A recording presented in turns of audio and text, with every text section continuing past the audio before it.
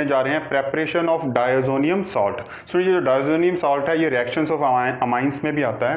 तो जो diazonium salt है इसके नाम से ही पता चलता है ये किन किन मॉइटीज़ को मिला के बना हुआ है। डाई का मतलब होता है टू, एजो का मतलब होता है नाइट्रोजन, और ओनियम आयन का मतलब होता है कि उसके ऊपर पॉजिटिव चार्ज है, और साथ में अगर उसके सॉल्ट है तो वो क्या होगा, नेगेटिव चार्ज।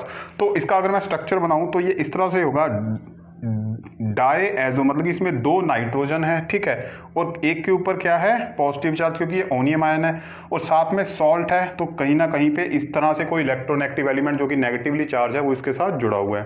तो और ये इसके साथ क्या होगा, आर। तो ये है complete structure of diazonium salt. Student ये जो डायज़ोनियम सॉल्ट्स होते हैं ना, ये बहुत इंपॉर्टेंट हैं, क्योंकि because they are used in Sandmeyer reaction. आपने सैंडमेयर रिएक्शन के बारे में सुना होगा, ये भी मैं अगले किसी लेक्चर में करवाऊंगा। Sandmeyer reactions are used for the synthesis of halobenzenes, ठीक है, जो क्लोरोबेंजीन, ब्रोमोबेंजीन, उनकी सिंथेसिस में भी सैंडमेयर रिएक्शन यूज होती है। So this is the structure of diazonium salt. इसमें जो आर है, ये वाला आर, ये कोई एल्काइल ग्रुप भी हो सकता है, और ये कोई ना कोई ये एरोमेटिक रिंग फिनाइल ग्रुप भी हो सकता है, ठीक है।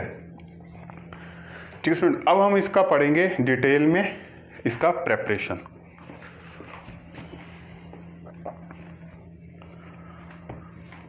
जो डायज़ोनियम सॉल्ट्स हैं they are prepared from primary amines. ये क्या है स्टूडेंट, प्राइमरी अमाइन। अगर प्राइमरी अमाइन को हम नाइट्रस एसिड के साथ रिएक्ट करते हैं, स्टूडेंट एक बात समझ लो, ये नाइट्रस एसिड हमेशा फ्रेशली प्रिपेयर्ड यूज़ किया जाता है और इसको एज इट इज़ नहीं यूज़ किया जाता। मैं इसके बारे में एक फैक्ट बताऊंगा अभी। जो प्राइमरी अमीन है, जब इसको हम नाइट्रस एसिड के साथ रिएक्ट करते हैं तो हमें मिलता है डायज़ोनियम सॉल्ट। कुछ इस तरह का स्ट्रक्चर, कुछ इस तरह का, क्या बिल्कुल ऐसा स्ट्रक्चर। इसको हम बोलेंगे, ये साथ में आर लगा है तो इसको बोलेंगे एल्काइल डायज़ोनियम क्लोराइड। ठीक है स्टूडेंट, इसका मैकेनिज्म अभी पढ़ेंगे, लेकिन आपको एक बात बता दूं कि इसमें जो नाइट्रस एसिड है ये दिया जाता है इस फॉर्म में। इसको प्योर ऐसे नाइट्रस एसिड नहीं रिएक्ट कर देते हम प्राइमरी अमीन के साथ, इसको देते हैं हम इस कॉम्बिनेशन में। This is sodium nitrite and this is hydrochloric acid. ऐसा क्यों होता है स्टूडेंट, क्योंकि जो नाइट्रस एसिड होता है ये बहुत ज़्यादा अनस्टेबल मॉइटी है, अनस्टेबल मॉलिक्यूल है, और ये मॉइस्चर के साथ भी बहुत जल्दी रिएक्ट करता है। तो इसको इस फॉर्म में देते हैं, तो कॉन्टिन्यूसली रिएक्शन में ये बनता चला जाता है, इन दोनों से मिलकर नाइट्रस एसिड बनता जाता है और वो इसके साथ रिएक्ट करता चला जाता है। मैं इस रिएक्शन को भी लिख देता हूँ, ये कैसा होता है, this is sodium nitrite, this is sodium nitrite,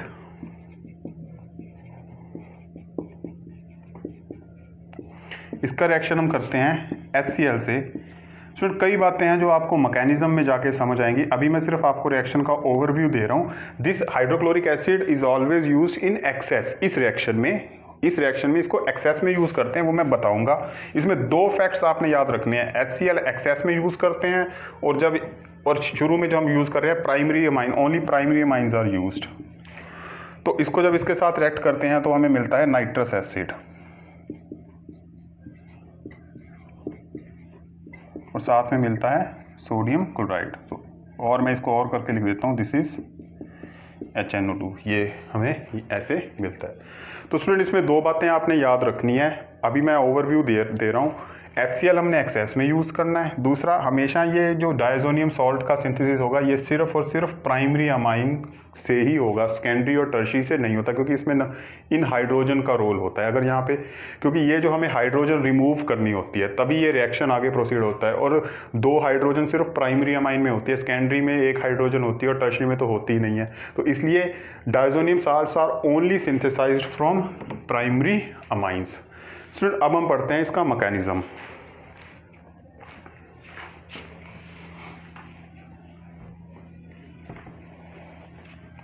मैं इसको भी रब कर देता हूँ।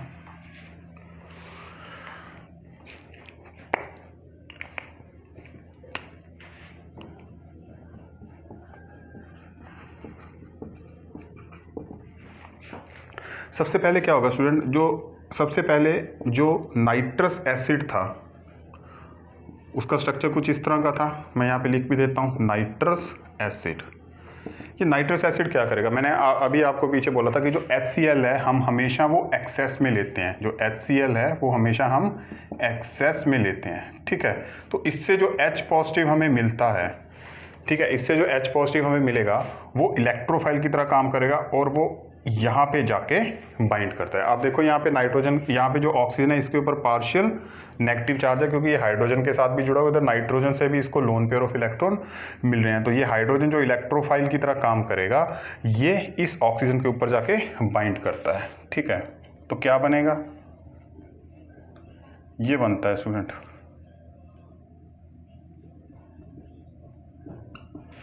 अब इस स्ट्रक्चर को देखोगे तो इसमें ऑक्सीजन 3 बॉन्ड बना रहा है, ठीक है। इसके ऊपर कौन सा चार्ज आ गया, पॉजिटिव। अब इसमें से आप देख सकते हो कि ये वाली जो मॉइटी है, ये वाली, ये क्या है स्टूडेंट, ये H2O है। It is a good leaving group, good leaving group, ठीक है।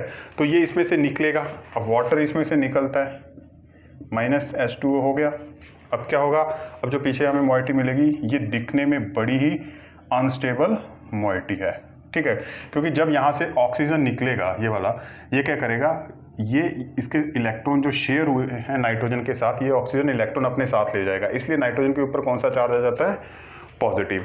इसको हम क्या बोलते हैं, इसको हम बोलते हैं, जब भी नाइट्रोजन के ऊपर पॉजिटिव चार्ज, जब मैंने बोला जब भी पॉजिटिव चार्ज आए उसको बोलते हैं ओनियम आयन, तो इसको बोलते हैं नाइट्रोजोनियम आयन, नाइट्रोजोनियम आयंस। लेकिन स्टूडेंट ये वाला स्ट्रक्चर दिखने में तो बहुत अनस्टेबल लग रहा है, लेकिन उतना अनस्टेबल ये है नहीं। क्यों, क्योंकि ये रेजोनेंस करता है। रेजोनेंस होने से क्या होता है, ये स्टेबलाइज होता है इस तरह से कुछ, ठीक है, इस तरह से ये स्टेबलाइज होता है। तो ऑक्सीजन क्या करता है, अपने जो लोन पेयर होते हैं वो इसको देता है ताकि ये स्ट्रक्चर थोड़ा सा रेजोनेटिंगली स्टेबलाइज हो सके। तो ये इसका स्ट्रक्चर बनता है, लेकिन बेसिकली ये नाइट्रोजोनियम आयन ही आगे रिएक्ट करता है। सो अब क्या होगा, ये जो नाइट्रोजोनियम आयन है it is acting as electrophile. देखो इलेक्ट्रोफाइल की तरह काम कर रहा है ना, नाइट्रोजन के ऊपर पॉजिटिव चार्ज है, स्ट्रॉन्ग पॉजिटिव चार्ज है, क्योंकि ऑक्सीजन इसके इलेक्ट्रॉन लेके जा चुका है यहाँ से जब वाटर निकला। अब क्या होगा, अब आएगा हमारा अमाइन। क्या आएगा स्टूडेंट, अमाइन। अमाइन के में नाइट्रोजन के ऊपर आपको पता है लोन पेयर ऑफ इलेक्ट्रॉन होता है, so it is acting as nucleophile, ठीक है। ये न्यूक्लियोफाइल की तरह काम कर रहा है। अब क्या होगा, ये नाइट्रोजन जो है वो ये जो न्यूक्लियोफाइल है इसका नाइट्रोजन इसके ऊपर जाके अटैक करेगा। मैं इसको इस तरह से बना देता हूँ।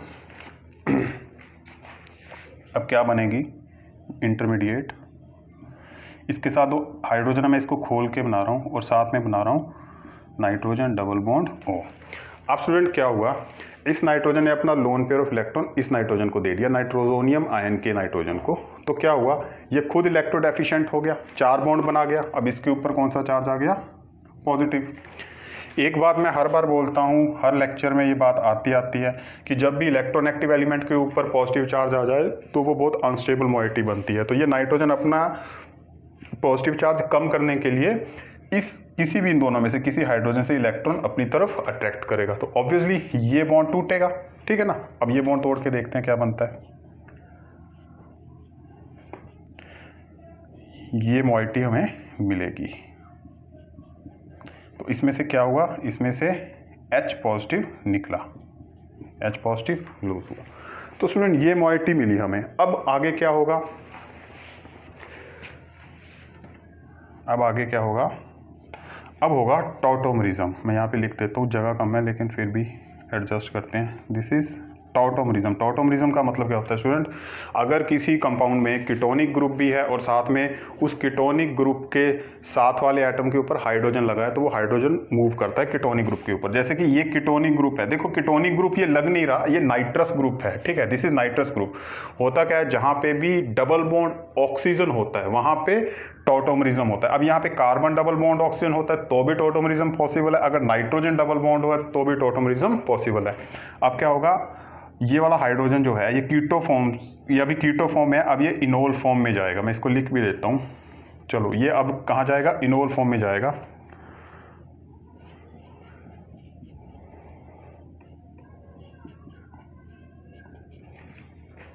ठीक है स्टूडेंट, इस तरह का कोई स्ट्रक्चर बनेगा। जब ये इनोल फॉर्म में जाएगा तो नाइट्रोजन के साथ इसका डबल बॉन्ड क्रिएट हो जाएगा। देखो जब ये हाइड्रोजन इसके साथ गया तो ये ऑक्सीजन ने क्या किया, ये पाई बॉन्ड वाले इलेक्ट्रॉन किसके साथ शेयर कर लिए, हाइड्रोजन के साथ, OH बन गया, ये वाला पाई बॉन्ड टूटा तो इस नाइट्रोजन ने इस नाइट्रोजन के साथ पाई बॉन्ड बना लिया। ये हमारे पास एक स्ट्रक्चर बनी है। ठीक है, अब स्टूडेंट क्या होगा, मैंने बोला H पॉजिटिव तो आता ही रहेगा, यहाँ से भी निकला है और यहाँ पे भी एक्सेस में है तो H पॉजिटिव तो इसको मिलता ही रहेगा। अब क्या होगा स्टूडेंट, फिर से H पॉजिटिव आएगा और वो इसके ऊपर अटैक करेगा। ये ऑक्सीजन के ऊपर नेगेटिव चार्ज है क्योंकि ये इलेक्ट्रॉन रिच है, ऑब्वियसली नाइट्रोजन से ज़्यादा इलेक्ट्रॉन एक्टिव है दिस ऑक्सीजन, तो इसके ऊपर नेगेटिव चार्ज है। तो ये H पॉजिटिव इस OH के साथ मिलके क्या बना देगा, H2O। ठीक है, वाटर निकल गया। अब क्या होगा, अब हमारे पास पीछे क्या बची मोइटी, जब ये यहाँ से जाएगा, अब देखो वाटर की फॉर्म में ये यहाँ से निकलेगा, ये इलेक्ट्रॉन ले जाएगा यहाँ से, ऑब्वियसली इलेक्ट्रॉन तो लेके जाएगा। जब ये इससे इलेक्ट्रॉन ले जाएगा तो इस नाइट्रोजन के ऊपर कौन सा चार्ज आ जाएगा, पॉजिटिव। ठीक है, इस तरह से इसके ऊपर आ जाएगा पॉजिटिव चार्ज। तो स्टूडेंट क्या होगा, अब ये रेजोनेंस होगा और इनमें आपस में क्या बनेगा, ट्रिपल बॉन्ड, तो ये मोइटी बनेगी। अब क्या होगा, इसके ऊपर आ गया पॉजिटिव चार्ज, ये हमारा डायएजोनियम आयन बन चुका है। दिस इज, मैं यहाँ पे लिख देता हूँ, डायएजोनियम आयन, ये हमारा सिंथेसाइज हो चुका है। अब क्या होगा स्टूडेंट, आपको पहला स्टेप अगर याद हो, HCl जब बना था, HCl से जब H पॉजिटिव निकला था और तो एक क्लोराइड आयन भी निकला था, यानी कि वो अभी अनयूज्ड है। ये क्लोराइड आयन क्या करेगा, इस डायजोनियम के साथ मिलके क्या बना देगा, डायजोनियम क्लोराइड। ये इलेक्ट्रोस्टैटिक अट्रैक्शन होगी तो ये सॉल्ट फॉर्म में आ जाएगा इस तरह से। ठीक है स्टूडेंट, ये हमें मिल जाएगा हमारा प्यारा डायएजोनियम क्लोराइड। ठीक है स्टूडेंट, और एक और बात बता दूं, ये जो R है, ये R जो है, आपको स्क्रीनशॉट लेना है ले सकते हो। ये जो R है ये दो तरह का हो सकता है, ये एल्काइल ग्रुप भी हो सकता है और क्या हो सकता है, एराइल ग्रुप, यानी कि एरोमेटिक रिंग भी हो सकती है। ठीक है, तो जो डायज़ोनियम सॉल्ट होते हैं ये दो तरह के होते हैं, एरोमेटिक और इस तरह से भी हो सकता है, ये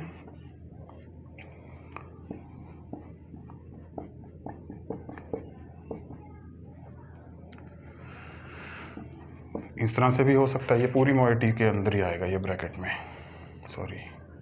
ठीक है, इसको हम बोलते हैं बेंजीन डायएजोनियम क्लोराइड। ठीक है, और ये क्या हो सकता है, R, यानी कि सपोज करो R क्या है, CH3 है, तो ये क्या बन जाएगा, तो ये ऐसा बन जाएगा, ये से फिक्का हो गया, ब्लैक से लिख रहा हूँ मैं, ये क्या है, मिथाइल डायएजोनियम क्लोराइड।